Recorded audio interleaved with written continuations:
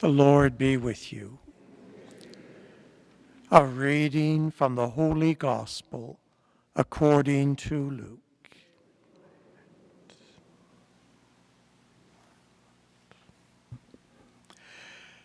Jesus was teaching the crowds. Some of those present told Jesus about the Galileans, whose blood Pilate had mingled with their sacrifices.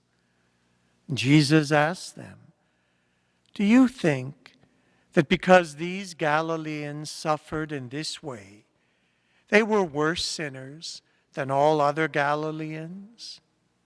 No, I tell you, but unless you repent, you will all perish as they did. Or those 18 who were killed when the Tower of Siloam fell on them. Do you think that they were worse offenders than all the others living in Jerusalem? No, I tell you, but unless you repent, you will perish just as they did." Then Jesus told this parable. A man had a fig tree planted in his vineyard, and he came looking for fruit on it and found none. So he said to the gardener, "See here, for 3 years I have come looking for fruit on this fig tree, and still I find none. Cut it down. Why should it be wasting the soil?"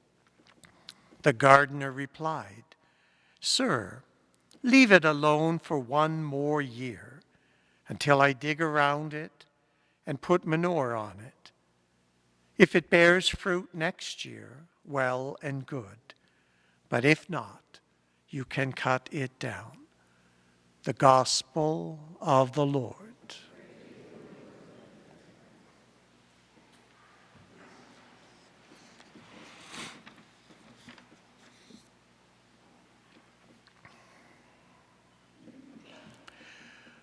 I can never read this first reading from the book of Exodus without hearing in my mind the words and sounds of Cecil B. DeMille's famous movie, now so old, The 10 Commandments.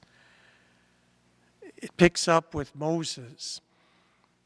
Moses was born 400 years almost into the slavery of the Hebrews in Egypt. And he was born at a time of genocide because of the threat of the multiplication of the Hebrews. The Pharaoh decided that only girls would be allowed to live, and baby boys would be put to death. But the mother of Moses gave her son every chance she could, kept him secret as long as she could, and when she could do so no longer, prepared a bit of a pitch or bitumen basket, kind of tar basket, and put him on the Nile and hoped someone would find him and show him mercy. And through God's providence, one of the many daughters of the household of the Pharaoh found him and adopted him and raised him as her own.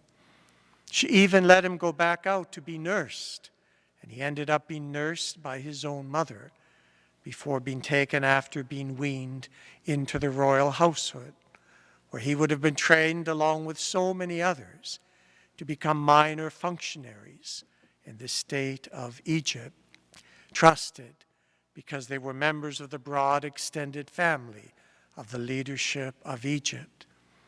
And as an adult, one day when he saw an Egyptian strike a Hebrew slave, something rose up in his blood, some recognition that this was his blood that was being struck, and he killed the Egyptian. Even for a member of the household of the Pharaoh, and there were hundreds of them, this was a capital crime. And he hoped no one would know. But the word started to get out.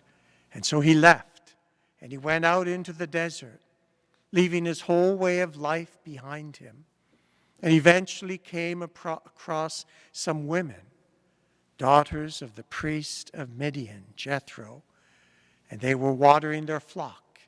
And he assisted them, was brought home, given hospitality, and eventually married one of those girls.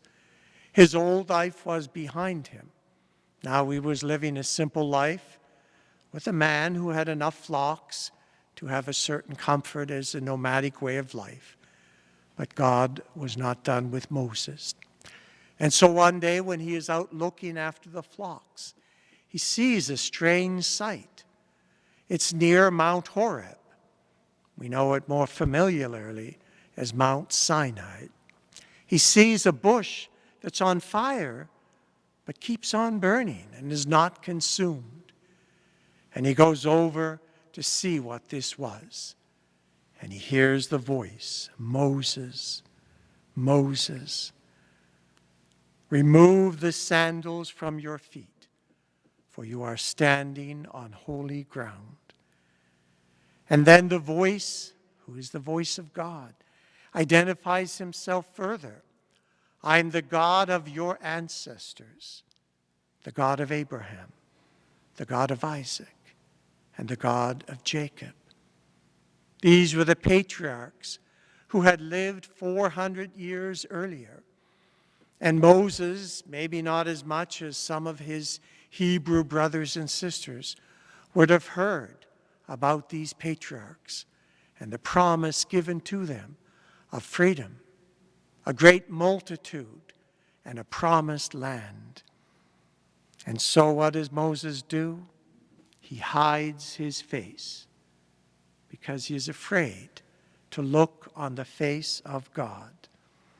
And then God gives him a command that would be the rest of his life. I want you, Moses, to go back into Egypt and to lead my people to freedom and to bring them to the promised land, a land flowing with milk and honey. What does that mean, milk? It means animals. And honey, it means plants that are growing. It means that the people will be able to eat off of their own soil, their own flocks, their own agriculture. And then Moses is afraid. If I go to the people, they'll think I'm crazy. That's ultimately what he's saying. Who am I to tell them is sending me? And what does God say? God enters into a very intimate relationship with Moses and with his people. He tells them his proper name. I am who I am. In Hebrew, Ehyeh, Asher, Ehyeh. I am who I am. Eventually it will be shortened and changed a bit to Yahweh. Ehyeh, Asher, Ehyeh. I am who I am. Go to them and tell them that Ehyeh is the one I am, the one who is sending you. This is my name forever. By this name will I be known for all generations.